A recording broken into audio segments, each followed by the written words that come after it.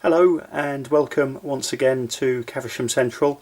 A fairly brief update video for you, really focusing on the work which I have done on the TMD area, which is now I think probably getting to the point where it's pretty much finished. So let me show you what we've been up to. So since the last update, I've taken delivery of a couple of the Bachmann buildings. And also just done a few bits and pieces. It's mainly cosmetic work around the TMD, but let me, in no particular order, show you the work that's been done. First up, a new addition. I got one of these Hornby fuel tanks, which, you know, given the fueling point is just here, I thought it looked, you know, appropriate to have it in the vicinity. So quite a good little product there. Moving around, and this corner area was incomplete last time, and I'd ordered this, I think it's the Bachmann, I think it's a crew room, or I think that's what they call it. Originally the idea was that the crew room would go over on the hard standing area on the other side of the TMD, but when it actually arrived, it was slightly bigger than I thought it was going to be. I could have fitted it on the other side, but it would have looked just a bit cramped really. So I've made a new sort of area of hard standing, and I think it looks quite good here.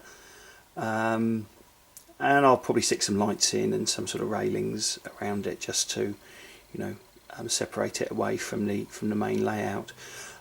This area to the left of it was blank last time, and I was asking for your ideas. Again, I wanted to go for something that wasn't going to be too busy really. So in the end I opted for something sort of fairly straightforward, but the kind of thing that you see along a lot of line sides, and it's literally just some piles of ballast which have been dumped there and left for a while. I've put some tufts of grass just starting to grow in it, and the idea is it's been left there for a while, together with some sleepers and some old rails, and then just static grassed the area. So if I zoom out, give you a bit of a overhead view, I think that looks quite good. As I say, there's probably more interesting things I could have done with it, but I was just very conscious of the layout appearing too busy, and I think there's quite a lot goes on in this layout already, so this I think just looks quite good, slightly sort of understated. Okay, so moving round to the area of hard standing that was originally going to be the home for the crew depot, and what I've done is made some fencing, which was made out of a couple of different types of the evergreen plastics, just some round rodding and some rectangular lengths, which I've cut to shape, drilled holes in and slotted the rods through, and then painted yellow. And the idea is that now runs along the length of the hard standing area to separate it from the lines.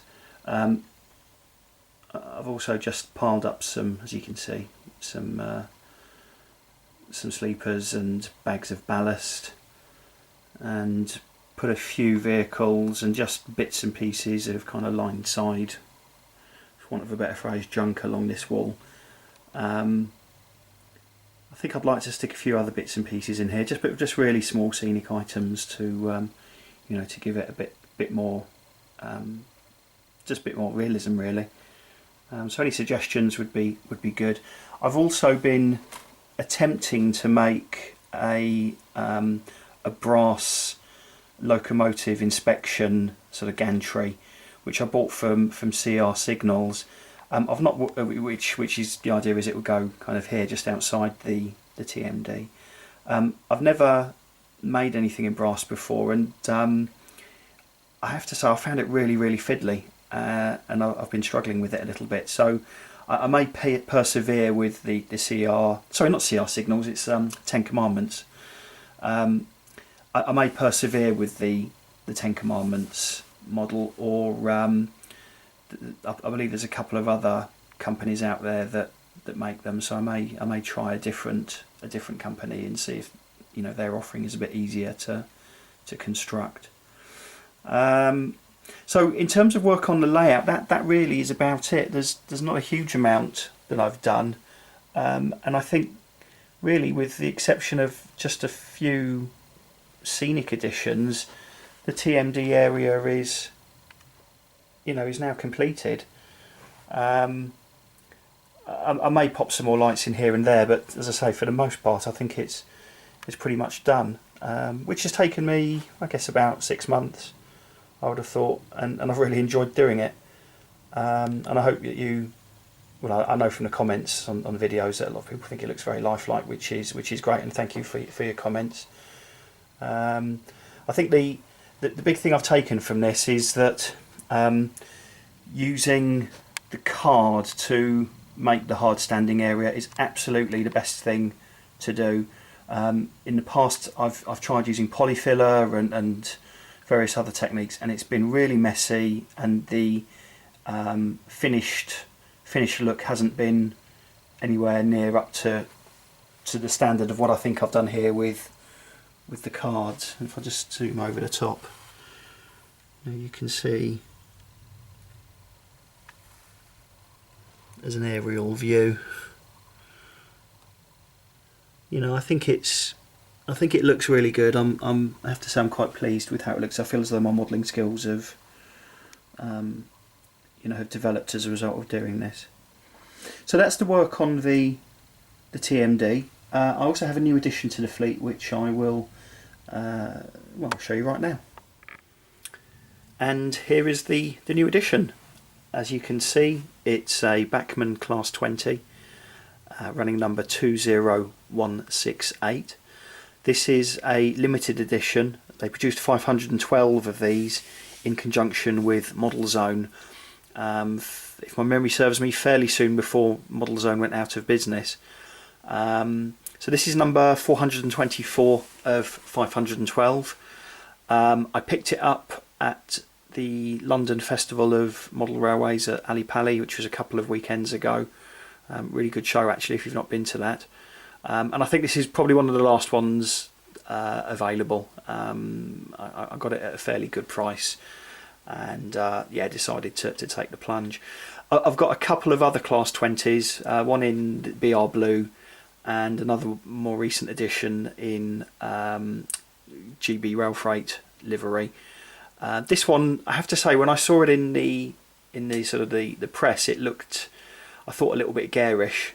But now I've got it on the layout, I think it actually looks okay. I will give it a light weathering, just to give it a bit more realism, and grime up the bogies and the exhaust ports and all that kind of stuff. But I'm not going to go too bonkers with it. As with all of the Class 20s that Bachmann have produced, it sadly doesn't have working lights, but this one does come with etched nameplates, and this one is christened Sir George Earl. So yeah, a nice loco. Say shame about the lights, but I guess I knew it wouldn't have lights when I bought it. I don't know, I'm thinking of maybe sticking sound in a few locos, and maybe this could be a candidate for a sound chip. We'll see.